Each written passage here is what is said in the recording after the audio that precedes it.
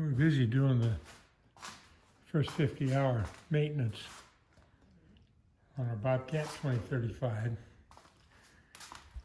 let me tell you, it ends up being about, let's see, $70, $140 worth of hydraulic oil in that can. I'm gonna have to throw away. I put in new hydraulic oil, changed it out. However, getting the hydraulic filters off was something else. It's a brand new tractor. You know, so take a look at these filters. This one came off with the end cap wrench, just barely. They were on there so tight, I can't imagine. I'm 70 years of changing oil filters. I've never seen two filters screwed on that tight. Ridiculous. I'm thinking they didn't oil these gaskets before they put them on, and maybe a machine or something torqued them down way past their torque specs.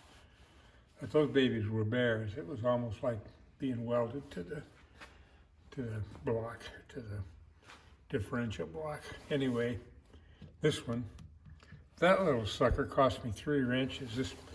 The first thing it did was take the nut thing off the end cap here. So I tried this. This one always works, usually. It's got a shape like this one's got a rubber thing on it.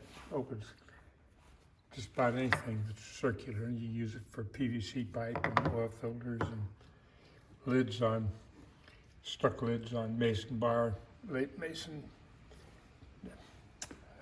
glass jars, and that kind of thing. Anyway, that just broke the nice, good old heavy pull on that, and she broke the rubber strap. I couldn't believe it.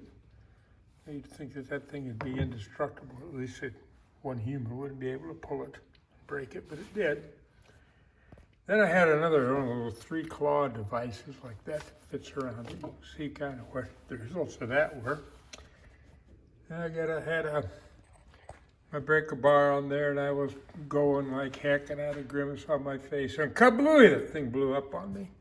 Parts flew all over the garage. I haven't found them all yet.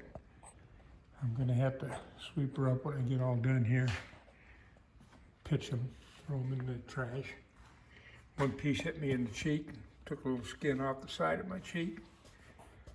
I tell you, these things were tight. Then I went down to Napa.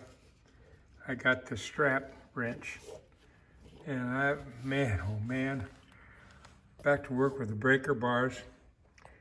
I was afraid I was going to have to do the old school method of banging a screwdriver clean through that sucker, trying to get it off that way.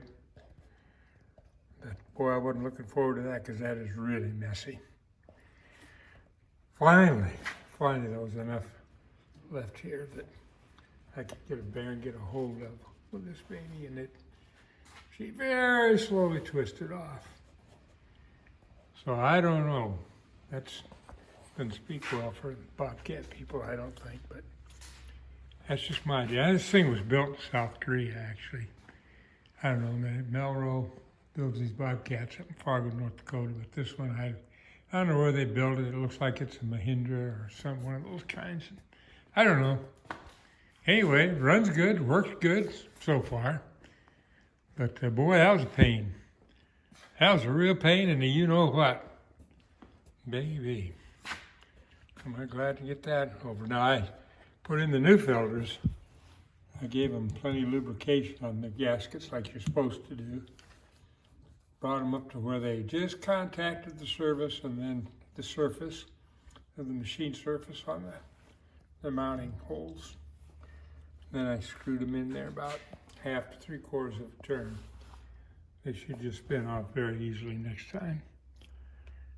We'll find out in about 100 more hours.